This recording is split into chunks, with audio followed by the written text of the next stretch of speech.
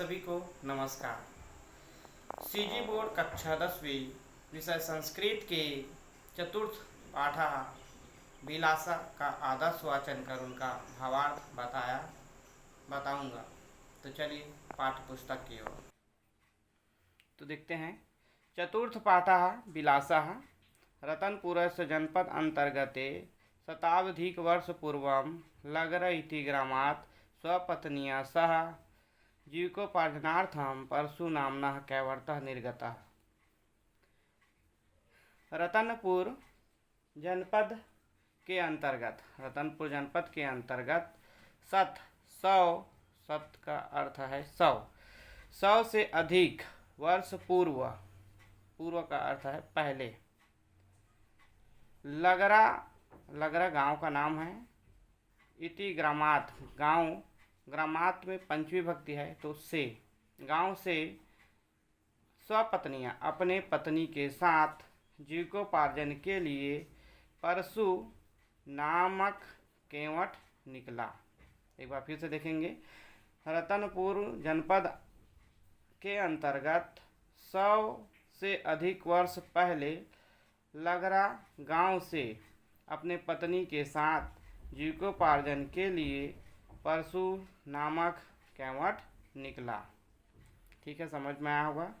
तो आपको एक बात का ध्यान देना है, यहाँ पर जब भी हम अनुवाद सीखेंगे या अनुवाद करेंगे तो विभक्तियों को ध्यान में रखकर ही हम अनुवाद करेंगे। तो तव अर्पनद्य तटे अतिष्ठताम वे दोनों, तव का अर्थ है वे दोनों, अर्पा नद्या का अर्थ है नदी। तो अर्पा नदी तट पर ठहरे, तटे किनारा भी बोल सकते हैं इसको। तो अर्पा नदी के किनारे ठहरे। अर्पा नद्या तटे एकः लघु ग्रामः आसीत्। अर्पा नदी के किनारे में एक गांव, छोटा सा गांव था। परशु अर्पनद्यां प्रतिदिनं मत्स्यखेटां करोति स्म। परशु अर्पा नदी में प्रतिदिन मछली का शिकार, खेटा मत्स्य का अर्थ है मछली और खेटम का अर्थ है शिकार, तो मछलियों का शिकार करोति करता था। परशु अर्पा नदी में प्रतिदिन मछलियों का शिकार करता था। कालांतरे तस्य भार्या वैशाखा एका स्वस्थ बालाम अजनयत। कालांतरे कुछ समय बाद तस्य उसकी भार्या पत्नी वैशाखा एक स्वस्थ बालिका को जन्म दिया। अजनयत जन्म दिया। तो आप यहाँ पे शब्दार्थ जो बताते जा रहा हूँ तो आप कॉपी में नोट कर सकते हैं। जिसका शब्दार्थ आपको मालूम नहीं है वो शब्दार्थ। सह बालिका लावण्यवती आसीत्। वह बालिका, स स्त्रीलिंग के लिए, वह बालिका लावण्यवती आसीत्, सुंदर थी। वह बालिका सुंदर थी। लावण्येन तस्य विलासा इति नामकरणम अभवत्। सुंदरता के कारण तस्य उनका विलासा यह नामकरण हुआ। अभवत हुआ, यह नामकरण हुआ। विलासा शैशव काले बालैः सह क्रीडति स्म। विलासा शैशव काले बचपन में, यहाँ पर भी सप्तमी भक्ति शैशव काले एक का मात्रा लगा है तो ये सप्तमी भक्ति बचपन में। तो सप्तमी भक्ति का जो कारक चिन्ह है में या पर है ना, तो यहाँ पे में लगाएंगे। विलासा शैशव काले बचपन में लड़के लड़कियों या बालक बालिका के साथ खेलती थी। तस्यै बालकानां क्रीडनम च रोचते। उसे बालकों के खिलौने और चा का अर्थ है यहाँ पर और खेलना, बालकों के खिलौने और खेलना अच्छा लगता था। उसे बालकों के खिलौने और खेलना अच्छा लगता था। रोचते अच्छा लगता था। बिलासा अदम्य साहसिका आसीत। बिलासा अदम्य साहस वाली थी।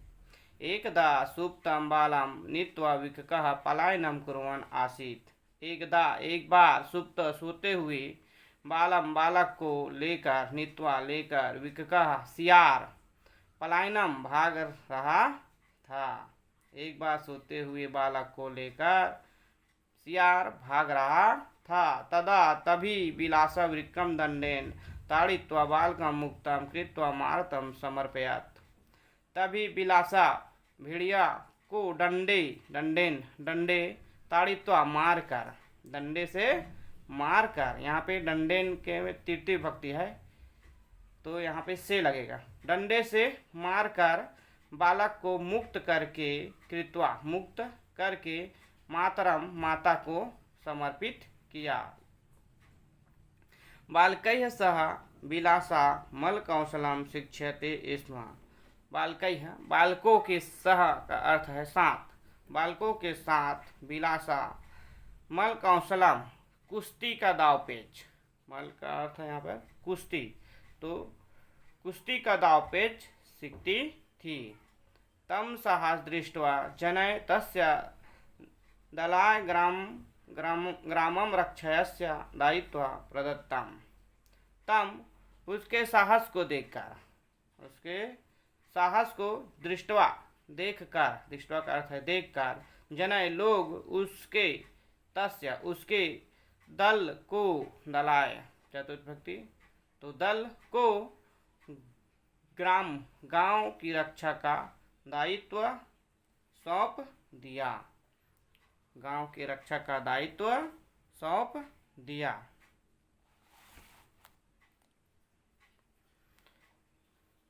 यदा वर्षा काले अर्पणध्या जलप्लावनम जाता। यदा जब वर्षा ऋतु में अर्पा नदी पर बाढ़ आती थी, जब वर्षा ऋतु में या बारिश जो होता है वर्षा ऋतु में अर्पा नदी पर जल प्लावनम बाढ़ आती थी, तब बिलासा नौकाया जनान संतारयति स्म। तब बिलासा नौका से लोगों को पार लगाती थी। एमेव सह नौका चलाने अपि पारंगतः जाता है।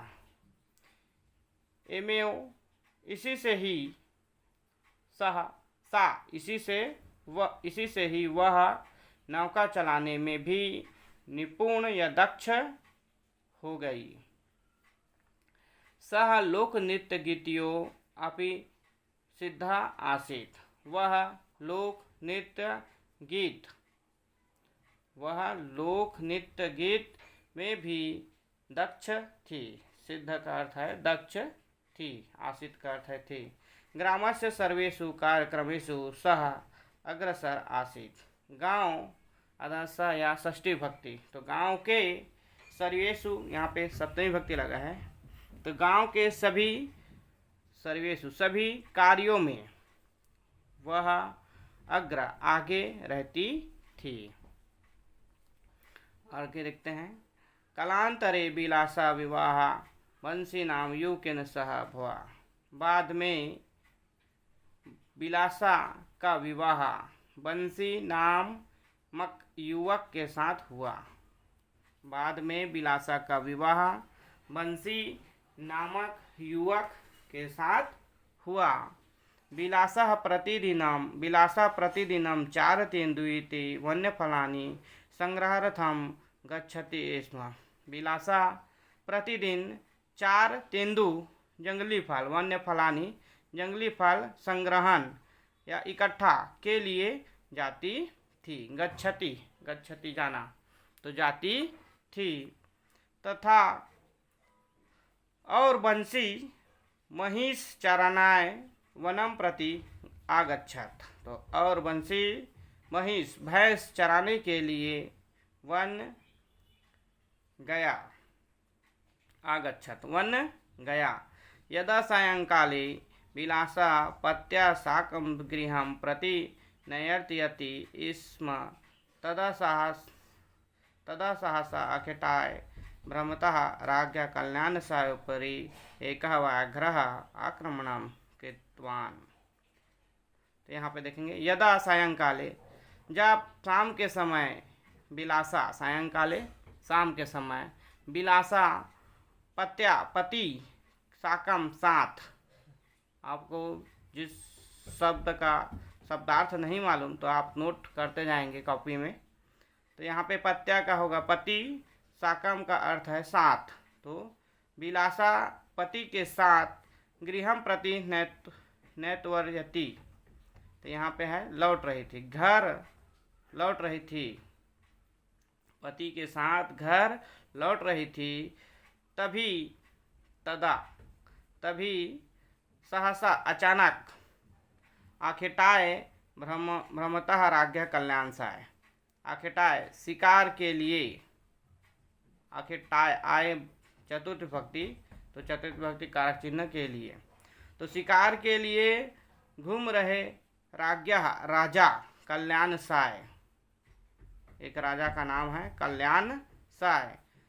शिकार के लिए घूम रहे राजा कल्याणसाय के ऊपर एक बाघ, व्याघ्र बाघ, बाघ ने आक्रमण किया। तम विलोक्य विलासः व्याघ्रां कुंतेन प्रहार राज्ञः प्राण आरक्षयत्। तम उसको देखकर, विलोक्य देखकर, विलासा बाघ को कुंतेन कुल्हाड़ी से प्रहार करके राजा के प्राणों की रक्षा की। अन्य कल्याणसायः विलासयाः प्रभावितो भूत्वा अपरं दिवसम् अर्पणध्य द्योतटयो जागीर विलासैः दत्तवान्। इससे कल्याणसाय विलासा से प्रभावित भूत्वा होकर, इससे कल्याणसाय विलासा से प्रभावित होकर अपरम दूसरे दिन अर्पा नदी के दोनों किनारों का जागीर विलासा दत्तवान, विलासा को दे दिया। दोनों किनारों का जागीर विलासा को दे दिया। तथा च राजा रतनपुराम प्रत्यागतः, और राजा रतनपुर प्रस्थान किया। अनंतरम तम खड्गेन अलंकृता महिला सेनापति इति पदे नियोज्यत। अनंतरम बाद में, तम उसको, खड्गेन तलवार, अलंकृत या सुशोभित, तो यहाँ हो जाएगा बाद में उसको तलवार से सम्मानित करके महिला सेनापति, यहाँ देखेंगे महिला सेनापति पद पर नियुक्त किया। बाद में उसे तलवार से सम्मानित करके महिला सेनापति के पद पर नियुक्त किया या नियोजित किया। तो इस तरह आप विभक्तियों का ध्यान में रखकर एक एक लाइन का अर्थ समझते जाएंगे और उनका अनुवाद करते जाएंगे। तो आगे का जो शेष बचा पाठ को हम अगले वीडियो में पढ़ेंगे। आप जो मैं शब्दार्थ बताते गया हूँ उसको आप कॉपी में नोट करते जाएंगे और इसको कॉपी में भी पूरे पाठ का जो भावार्थ है उसको आप कॉपी में नोट कर सकते हैं ताकि आपको वो परीक्षा के समय काम आए। तब तक के लिए धन्यवाद।